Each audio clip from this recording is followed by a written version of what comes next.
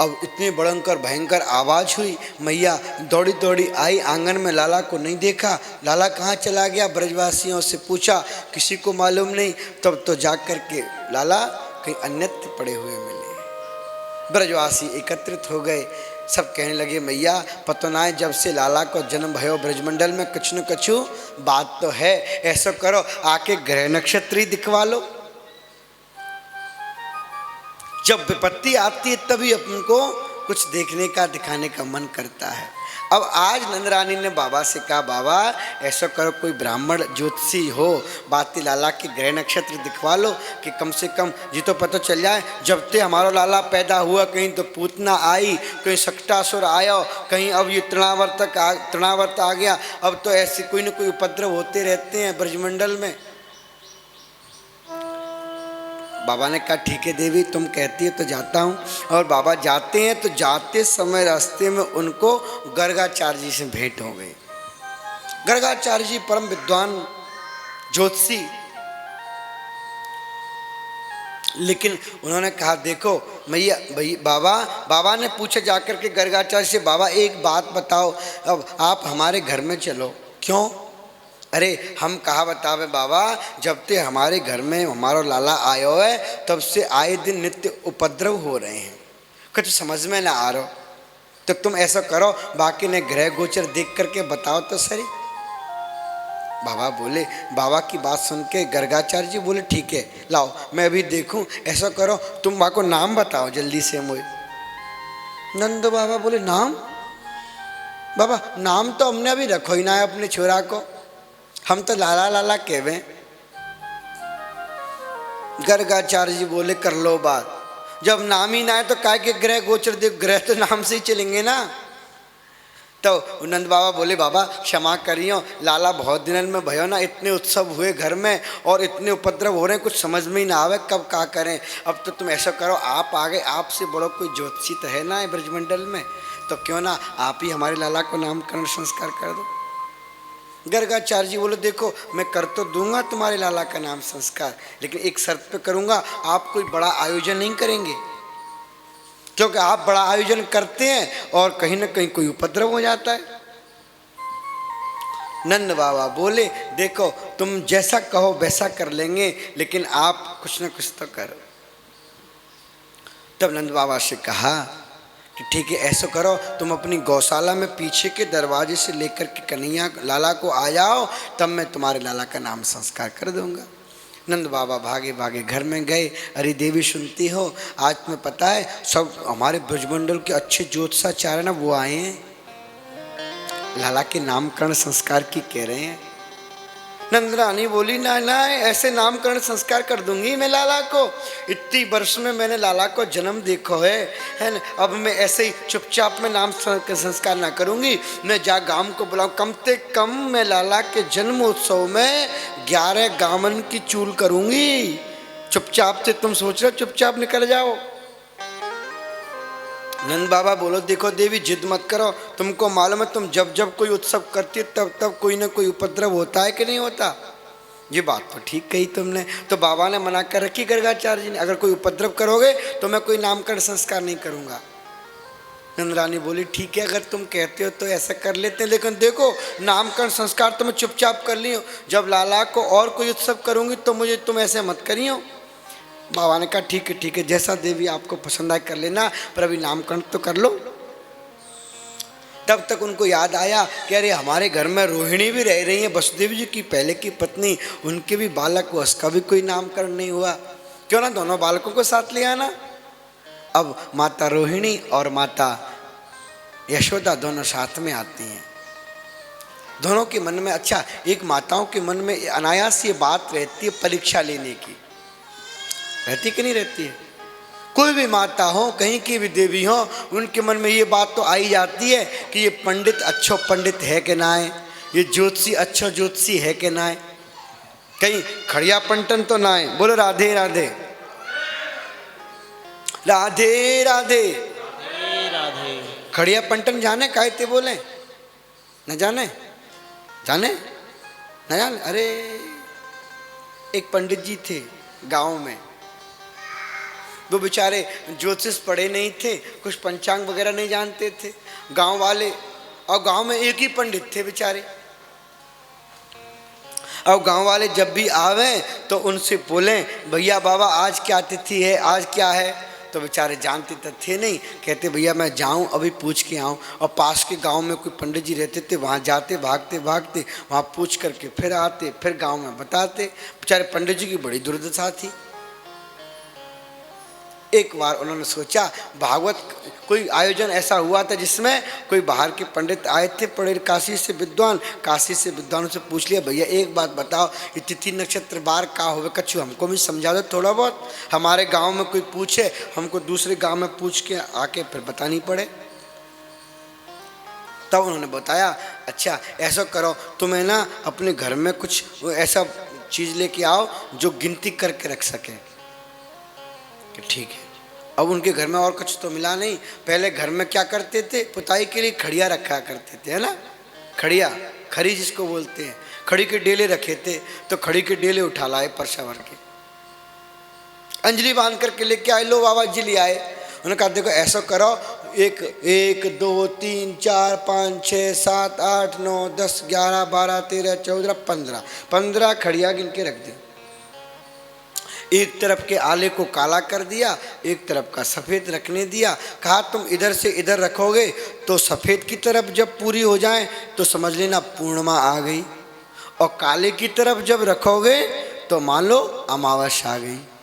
ये बात तो ठीक कही। और पहली रखोगे तो पड़वा, दूसरी रखोगे तो दौज, तीसरी रखोगे तो तीज। उन्होंने हिंदी भाषा में समाया दिया, प्रतिपदा द्वितीया तृतीया नहीं, पड़वा, दौज, तीज, चौथ, पाँचें, छठें, सातें, आठें, नवें, दसें। अब जब कोई गांव में किसी बालक का जन्म हो, पंडित जी महाराज हमारे बालक का जन्म भया, कौन सी तिथि है आज। पंडित जी जाते दौड़े दौड़े और जाकर के अपनी खड़ियाओं को गिनते, कितनी खड़ियाँ हुई, जितनी 6 खड़ियाँ हुई, छठ हैं आज, बहुत अच्छी जन्म हुआ है। क्यों दाऊ जी का जन्म छठ को हुआ ना। अब बेचारे इस तरह से करने लग गए। अब एक बार की बात आई दीपावली। अब दीपावली पर तो आप सबको पता है क्या होता है, साफ सफाई होती है। बेचारी पंडितानी को पता नहीं था, उसने क्या किया, जितनी वो खड़िया रखी थी आले में सब ले करके इकट्ठी करके और पानी में गला दी। अब पानी में गला दी कोई बात नहीं, पंडित जी से पूछने आया, पंडित जी महाराज आपके आशीर्वाद ते लाला भयो है आज, देखो कौन सी तिथि है, कैसे नक्षत्र हैं। अब पंडित जी जाकर के भीतर गए, जाकर के देखा न तो आला, आले में न तो खड़िया, एक भी खड़िया नहीं है। पंडित जी ने खूब ढूंढी, कहीं इधर उधर रख दी हो, देवी जी ने इधर देखी उधर देखी, कहीं ना मिली। तब तो बड़े चिंतित, पंडित जी कैसी देर लग गई, क्यों ना बता रहे, आओ ना बाहर। अब पंडित जी कुछ मिले तो बताएं, अब कोई तिथि समझ में नहीं आ रही क्या बताएं। तब पंडितानी से पूछा जाकर के, भैया भीतर एक बात बता, यहाँ पर जो खड़िया रखी थी वो कहाँ कर दी तेने, तो ये मालूम ना है। करे तुम पता ना है कहाँ बच्चन की तरह खेल करते रहो, कभी इधर से उधर रखो उधर से इधर रखो, तुम्हें तो कुछ भी करते रहो, तुम्हें मालूम ना है साफ सफाई चल रही है दीपावली की, मैंने तो सब घोल करके पानी में गला दी, नहीं इकट्ठी कर दी। पंडित जी कहने लगे कर लो बात, ऐसे तैसे तो विधि बनाई, अब तूने जाके मिला दी। गांव वाले तो सोच रहे पंडित जी विद्वान पढ़ लिख के विद्वान बन गए, अब तूने मेरी मट्टी पलीत कर दी इज्जत की। जब तक जजमान बोला पंडित जी बताओ ना आया आपने, मुझे देर हो रही, जल्दी बताओ कहाँ तिथि है। पंडित जी ने आओ देखा ना ताओ, पंडित जी बोले आज तो भैया सम्मिलित तिथि है, सबरी तिथियां इकट्ठी हो गई, आज जैसा मुहूर्त तो जीवन में कभी बनो ही ना है दूसरा। बोलो राधे राधे। तो उनको बोलते हैं खड़िया पंटन, जो खड़िया पंटने से सीख गए ज्योतिषाचार्य बन गए। तो माताओं के मन में आया क्यों ना गर्गाचार्य जी की परीक्षा लें। तो कन्हैया को, लाला जो कृष्ण कन्हैया थे उनको तो माता रोहिणी के हाथ गोद में दे दिया, और बलराम जी को यशोदा माँ ने ले लिया। आकर के दोनों देवियाँ उनके समुपस्थित उपस्थित हुई, और जैसे उनसे प्रार्थना की बाबा ठीक है अब आप ऐसा करो, ध्यान करके इनके नामकरण की व्यवस्था करो। और जैसे ही नाम रखने लगे तो गर्गाचार्य जी सुंदर शब्दों में बोले, अयम ही रोहिणी पुत्रो रमयन सुहृदो गुणै आख्यास्ते राम इति बलाधिक्या बलम विदु। हे माता यशोदा, जो आपकी गोदी में है ना, आपको मालूम है ये माता रोहिणी का पुत्र, अयम ही रोहिणी पुत्र। जैसे रोहिणी पुत्र कहा, दोनों माताएं तो आपस में स्तब्ध हो गई। देखो एक बात है, जैसो नाम सुनो पंडित जी को, नाम पंडित जी तो वैसे ही हैं, खड़िया पलटन ना है, पक्के ज्योतिषी हैं, एक इशारे में पहचान गए कि कौन को लाला कौन सा है। तो मैया बोली इशारा करके एक दूसरे को, नाना पंडित जी ऐसी कोई बात ना है, हम लोग तो अपने बालक को अपनों ही समझे, दोनों बालक ने, ये भी दोनों बालक ने अपना समझे, हम भी दोनों बालक ने अपना समझे, तो हम तो कोई सी बालक को रख ले। तब गर्गाचार्य ने कहा, मैया कोई बात ना है, लेकिन जो तुम्हारी गोद में है ना, बड़ा बलवान है, इसके बल के मारे अच्छे अच्छे राजा महाराजा पलायन कर जाएंगे। बलाधिक्या बलम विदु, इसीलिए इसका नाम बलराम रख देते हैं। बोलो बलराम जी महाराज की जय हो। ठीक है बाबा, बहुत सुंदर की ना आपने। अब ऐसा कर, छोटे लाला को नाम रख दो। अब छोटे लाला का नाम सोचने लगे, तब तो गर्गाचार्य जी ने ध्यान लगाया, और ध्यान लगाते ही ध्यान में ही रह गए, क्योंकि छोटा लाला तो लाला था नहीं, वो तो विश्व भरण पोषण करने जो ही विश्व के भरण पोषण करने वाले हैं। ऐसे भगवान का ध्यान किया। अब बहुत देर हो गई, 2 मिनट हुई, 5 मिनट हुई, 10 मिनट हुई। माता दोनों सोचने लगी, बाबा कहा हुआ? अरे बाबा कहा हुआ, नाम रखो ना बाबा। अब बाबा हो तो बोले, बाबा की तो लग गई समाधि। यशोदा मैया बोली, सब बाबा को कलंक लगावे, मेरे ही घर मिलो। अरे बाबा जल्दी से जग जा। और जैसे झकझोरो बाबा की आँख खुली। अरे भैया क्या हुआ? बाबा तुम कहाँ चले गए? हम तो कछु और ही सोच रहे थे। गर्गाचार्य जी बोलने ना, मैया मैं तो नाम सोच रहा था तुम्हारे लाला का। मैया बोली, कर लो बा, इतनी देर सोचते हैं कहीं नाम? तुम्हें कितनी देर हो गई नाम सोचते सोचते? हम तो कच्ची और ही सोचने लग गए तुम्हारे बारे में। गर्गाचार्य जी बोले, ना मैया ऐसी कोई बात ना है, तुम्हारा लाला को नाम ही ऐसो है। शुक्लो रक्तस्तथा पीत इदानीं कृष्णतां गता। शुक्ल पीत वर्ण जैसा है, नील वर्ण का है भगवान श्याम सुंदर, इसीलिए इनका नाम कृष्ण रखा जाएगा। बाबा जाको कहा मतलब होवे? तब गर्गाचार्य जी बोले, कर्षयतीत कृष्ण, जो दर्शन मात्र से उसके चित्त को अपनी ओर आकर्षण कर लेता है, उसका ही तो नाम कृष्ण है। बोलो कृष्ण कन्हैया लाल की जय। कर्षयतीत कृष्ण। तब तो कहा, हाँ बाबा ठीक है, आपने सुंदर नाम रखे, प्रणाम किया, भेंट दक्षिणा दी, और दोनों मैया अपने घर के लिए अंदर प्रस्थान कर जाते हैं। दोनों मैया सोचती सोचती कहने लगी, अरे मैया ऐसा करो, एक बात बताऊं, देखो गर्गाचार्य जी कहने को तो विद्वान है, ये बात तो माननी पड़ेगी, लेकिन जो उन्होंने नाम रखे है ना, कुछ नाम ऐसे टेढ़े मेढ़े रख दिए। दूसरी मैया बोली, हाँ बहन कहा कहूँ, लेकिन अब रख दिए तो रख दिए। ना चिंता मत कर, ऐसा करेंगे, नाम तो जाई अक्षर पे रखेंगे अपन, लेकिन कुछ बदल लेवे। रोहिणी मैया बोली, बहन कौन से नाम बदलेंगी? देख मैंने तो बड़ी समझ ली, जाको नाम रखो बलराम। अब जाके 4 अक्षर को नाम लेंगे तब तक तो पूरा दिन ही निकल जावेगो। बलराम इतने कौन लेगो? तो कहा नाम सोचो तुमने? मैंने सोचो जाको नाम बलुआ रख ली मैं। अच्छा ठीक है भैया, बलुआ रख लियो। अब दूसरे को नाम सोचा, दूसरे का नाम क्या है? जब दूसरे का नाम सोचा तो देख कृष्ण। भैया जीवन मेरे तो वृद्ध हो गई, इतनी बूढ़ी हो गई, मेरी जीव तो पलटे ही खा जाएगी जाको नाम लेते में, मैं तो बोल ना पाऊंगी कृष्ण। आपने देखा होगा भारतवर्ष का सुप्रसिद्ध शहर है किशनगढ़। है ना, राजस्थान में पड़ता है। वहाँ का पत्थर बहुत फेमस है। तो उसका नाम भी कृष्ण था, लेकिन लोगों ने क्या उसका नाम किशनगढ़ रख दिया, क्योंकि कृष्ण सब किसी से तो आता नहीं ना बोलने में, किशनगढ़। तो मैया बोली आको नाम कनुआ, जाको नाम बलुआ और जाको नाम कनुआ रख देवे। कोई कितना भी सुंदर नाम सोच ले, लेकिन मैया को एक नाम तो लाड़ को अलग से ही हो जाता है। बोली कृष्ण कन्हैया लाल की। अब ऐसे भगवान का नामकरण संस्कार हुआ।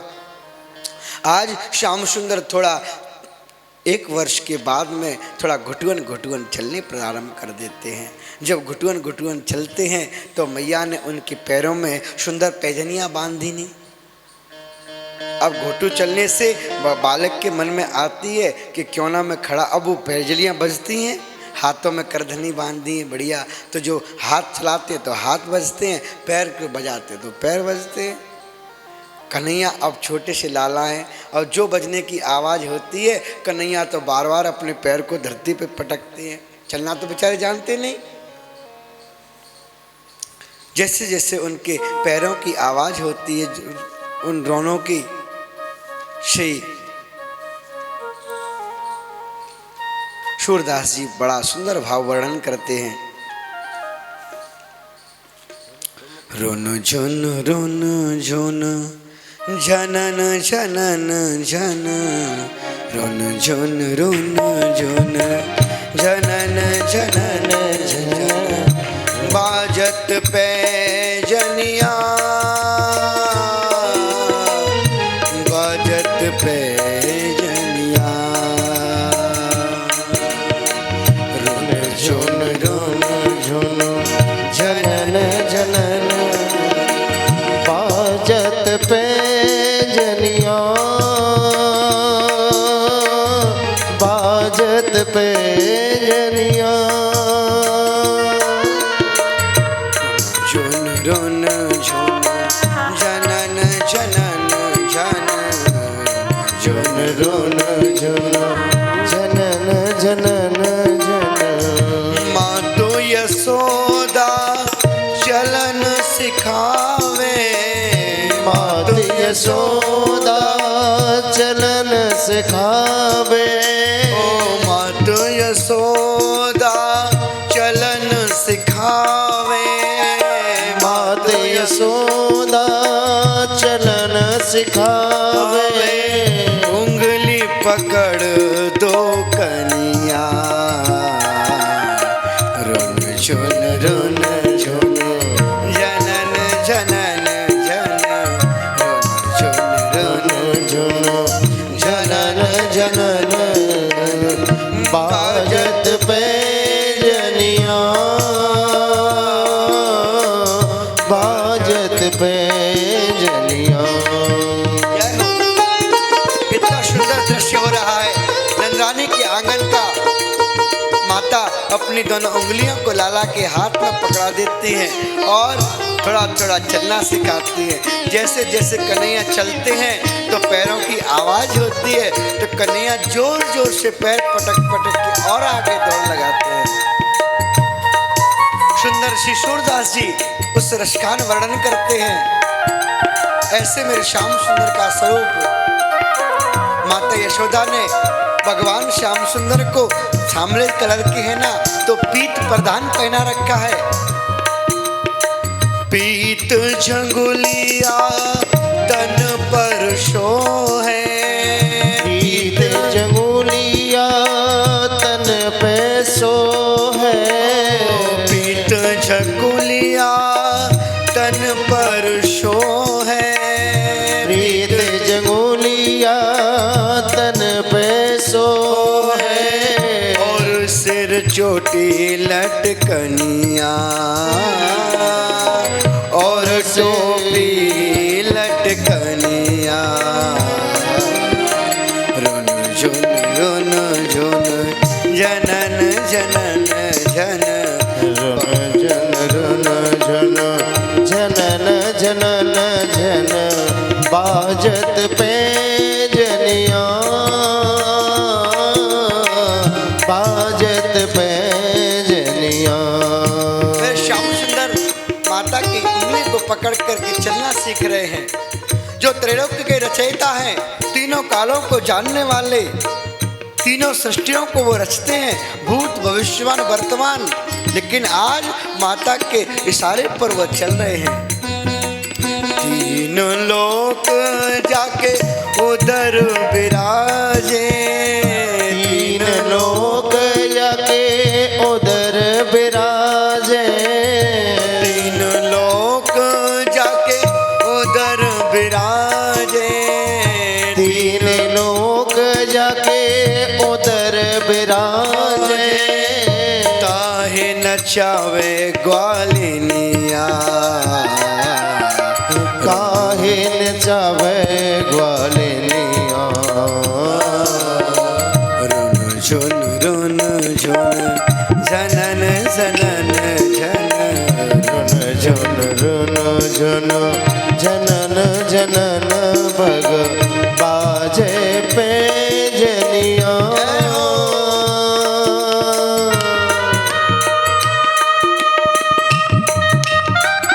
कितनी सुंदर शोभा हो रही है भगवान की। सभी लोग नेत्रों को बंद करके उस भगवान की सुंदर छवि का दर्शन करें।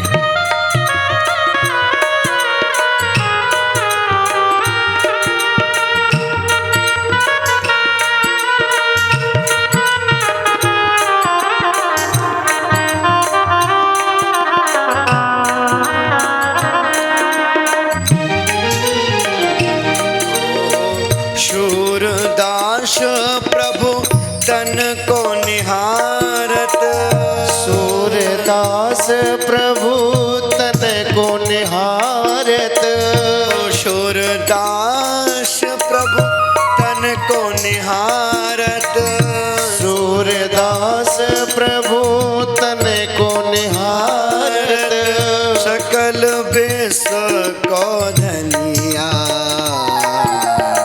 रुन झुन रुन झुन जनन जनन जन, रुन झुन रुन झुन जनन जनन जन बाजत पैनिया, बाजत पैजनिया, बाजत पैजनिया। सूरदास जी भगवान को सुंदर स्वरूप का वर्णन कर रहे हैं। एक बार की बात, सूरदास जी वृंदावन में आए। सूरदास जी वृंदावन में आए। सूरदास जी का जब जन्म हुआ था, वह जन्मांध थे, अकाल पड़ गया था। थोड़ा चरित्र का वर्णन दर्शन, सुंदर चरित्र। अकाल पड़ गया, उसी समय माता पिता खाने के लिए, वहां पर कुछ ऐश्वर्य वैभव ज्यादा नहीं था। पिताजी ने सोचा, अरे इतने लोगों का पेट कहां से भरेंगे। सूरदास जी से सब लड़ते थे, बोलते थे, अरे ये अंधा और पैदा हो गया मेरे घर में, क्या करें इसका, कहीं भगा भी नहीं सकते, कहीं छोड़ भी नहीं सकते। अब सारे दिन बेचारे भोजन तो दे देते सूरदास जी को, जो भी कुछ देते, लेकिन उनको सुनाते ज्यादा थे। उनका मन बड़ा द्रवित था, संसार की वासनाओं से उन्होंने विमुख कर लिया अपने मन को। लेकिन जाएं तो कहाँ जाएं बेचारे, कुछ संसार देखा नहीं। एक बार की बात, उनके पिताजी कहीं कथा करने गए थे। ब्राह्मण परिवार में जन्म हुआ सूरदास जी का। कथा करने गए, कथा में किसी राजा के यहाँ कथा हुई थी, उसमें से एक उनको मोहर प्रदान मिल गई। एक मोहर प्रदान की राजा ने दक्षिणा में। अब उस मोहर को देख कर के सूरदास जी के पिताजी बड़े खुश हुए। अरे इस मोहर से तो कम से कम 2-4 महीने 10 महीने निकल जाएंगे, कोई बात नहीं। अब मोहर को लेकर के आए और आकर के अपने झोले में रख दिया। अब घर भी कोई इतना सुंदर भव्य मकान या कोई महल नहीं था, झोपड़ी बनी हुई थी। अब झोपड़ी में तो आप जानते हैं सब प्रकार के जीव जंतु घूमते रहते हैं। चूहा आया, चूहा ने उस पोटली को लिया, मोहर वाली को लेकर के राधे राधे। दूसरा दिन प्रातः काल हुआ, उन्होंने सारे घर में उसको देखा, मोहर को कहीं मिली नहीं, कहीं नहीं मिली। तो सबने और कुछ किया कि नहीं किया, सूरदास जी को कोसने लगे, अरे ये अंधा पैदा हुआ जिस दिन से मेरे घर में अंधकार छा गया है। अब बताओ, कल मुझे राजा ने मोहर दी थी, सोचा मैं 1 साल तो उससे निकल सकता है, लेकिन आज वो भी नहीं मिली, पता नहीं कहाँ चली गई। सूरदास जी बड़े द्रवित हुए, उन्होंने अपने मन में ध्यान करके और दृष्टि से देखा, क्योंकि उनके बाह्य चक्षु ही तो नहीं थे, अंतर्मुखी चक्षु तो प्रधान थे। जो देखा उन्होंने देख करके ध्यान लगा करके उनको सब मालूम चल गया। भाई बंधु उनके सब लोग देख रहे हैं, कहीं नहीं मिली। तो उन्होंने सूरदास जी ने कहा, भैया एक बात बताओ, मैं आपको वो चीज बता सकता हूं, आप चाहो तो। कहाँ है? तब तो सब लोग बोले, तू पागल है क्या, बताता क्यों नहीं, तुझे पता है कितनी कीमती मोहर है, अरे बता तो कम से कम। उन्होंने कहा, बताऊंगा तो मैं एक शर्त पे ही बताऊंगा, नहीं तो मैं नहीं बताने वाला। अरे तेरी सब शर्त मंजूर है, तू बता तो। उन्होंने कहा, मेरी 2 शर्तें हैं। सबसे पहली एक ये कि मैं आज के बाद तुमको कभी कुछ नहीं बताऊंगा, और दूसरी बात ये कि मुझको घर से बाहर निकाल दो, तभी मैं आपको बताऊंगा। क्योंकि सूरदास जी ने इतने उनके व्यंग भरे वचन सुने, उनका मन नहीं लगता कहीं। आज क्या हुआ, जैसे उन्होंने कहा कि ठीक है तू कल जाए तो आज ही चला जा, आज क्या अभी चला जा, तू हमारी वस्तु को बता दे। सूरदास जी ने बताया कि जाकर के उत्तर दिशा में जाकर के तुम्हारे वहाँ चूहे का बिल है, उस बिल में अंदर ले गया चूहा तुम्हारे। उसको जाकर के सब लोगों ने देखा, मोहर मिल गई। सब लोग उनके प्रायश्चित करने लगे, क्षमा मांगने लगे, अरे भैया अपराध हो गया, ये तो बहुत काम का है। लेकिन सूरदास जी ने क्या, देखो मेरा पहली शर्त थी, एक बात बताऊंगा, दूसरी बार कभी कुछ नहीं बताऊंगा, और दूसरी बात मुझे घर से जाने की अनुमति प्रदान चाहिए। सब घर परिवार वालों ने, गांव वालों ने रोका, सूरदास जी नहीं रुके। अपने आप को बड़ा द्रवित मानते थे, अपने आप को बड़ा हीन भावना से देते थे। हर बार इतने सुंदर सुंदर पद गाते, इतने सुंदर सुंदर पदावली बनाई सूरदास जी ने कि सब उनको सुनते तो मुग्ध हो जाते थे। एक बार माधव महाप्रभु जी का आगमन हुआ श्रीधाम वृंदावन। अब महाप्रभु जी का आगमन हुआ, कोई महापुरुष आता है तो क्या होता है, सब लोगों को बुलाया, एकत्रित किया जाता है, सब उनको बुलाया, पद गाने वालों को, कीर्तन करने वालों को, भजन करने वालों को। सूरदास जी को जैसे बुलाया, सूरदास जी ने बड़े सुंदर पद गाए। उन पदों के माध्यम से सूरदास जी को ऐसा लगता था कि मैं संसार को रिझा रहा, संसार की सेवा कर रहा हूँ। लेकिन सबसे बाद में जो पद गाते थे वो क्या था, मोस कौन कुटिल खल कामी,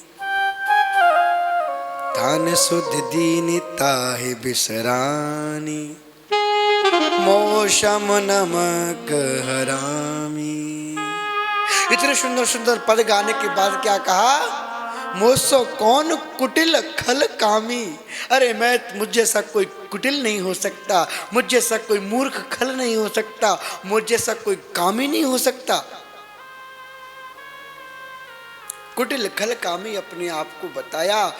ताह ने सुध दीनी ताह विसरानी, जिसने मुझे सद्बुद्धि दी मैंने उसी को विसरण कर दिया, उसी को भूल गया।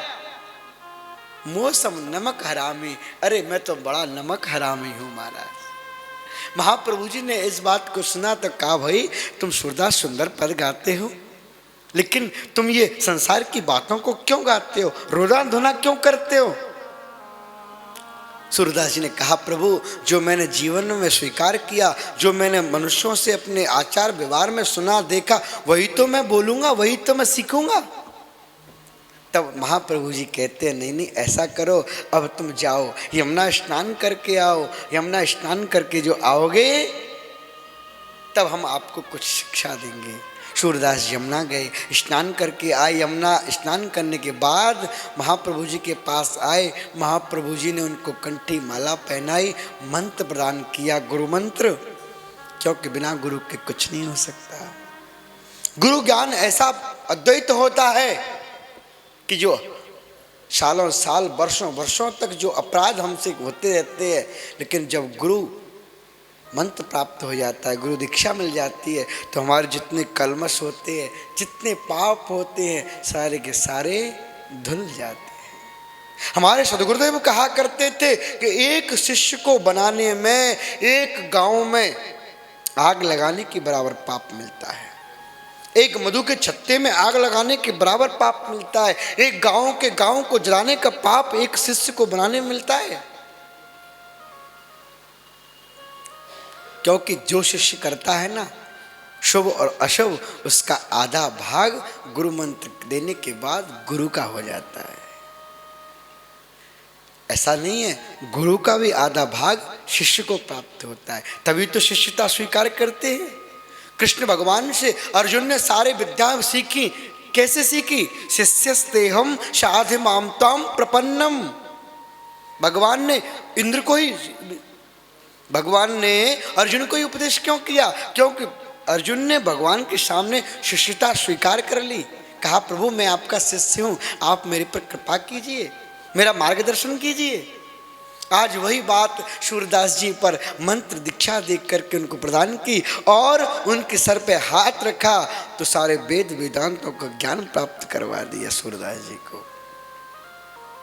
अब जब सूरदास जी से कहा प्रभु अब कोई पद गाओ, अब कोई पद सुनाओ, तो सूर कहते हैं सूरदास जी इन्हीं पदावलियों को गा करके भगवान के आनंद को प्राप्त करते हैं।